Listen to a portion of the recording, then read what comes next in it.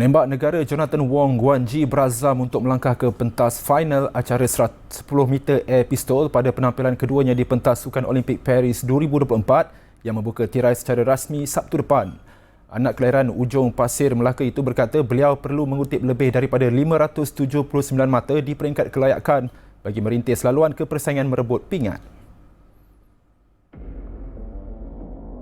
Personally, I target to beat my personal season best, which is, as I mentioned just now in Munich, it was a good result, but it's not the best. So I hope to do even better than that. Kita akan tengok nanti sebab we cannot predict the future. Somehow dekat Olimpik pun kadang-kadang result agak susah nak jangka. I just can go in and try to do my best, get the best result that I can with the best condition, like whatever I can do. Dan hopefully we'll get to the final and maybe fighting for the gold.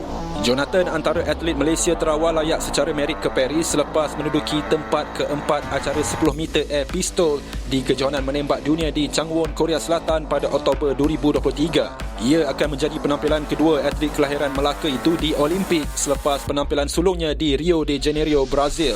Johnathan yang ditemui sebelum melepas ke Paris semalam turut mengakui persiapannya kali ini lebih baik berbanding pada edisi 2016. Di Rio, pembidik berusia 31 tahun itu menamatkan cabaran acara 10 meter pistol di kedudukan ke-28 dan ke-37 dalam acara 50 meter pistol. Pusingan kelayakan acara 10 meter air pistol lelaki akan berlangsung pada 27 Julai ini sebelum final pada keesokan harinya. Turut bertolak ke Paris, pemain badminton perseorangan negara Lee Zijia. Beliau berlepas dari lapangan terbang antarabangsa Kuala Lumpur KLIA ditemani pengurus yang juga kakaknya Lee Ziyi dan jurulatih Wong Tat Meng. Turut bersama dalam penerbangannya semalam, jurulatih kecergasan Lim Jo Hieng, fisioterapi Raivadi Ratanaktada serta rakan sepelatih Lee Shun Yang. Begitupun Zijia enggan ditemu bual wartawan dilihat sebagai langkah terbaik untuk pemain profesional itu kekal fokus menjelang kempen Olimpik yang menyaksikan gelanggang badminton dibuka dengan aksi peringkat kumpulan Sabtu ini.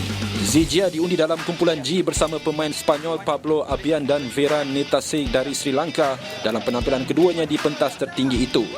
Beliau pada Olimpik Tokyo 2020 tersingkir di peringkat suku akhir selepas tewas di tangan Cheng Long dari China.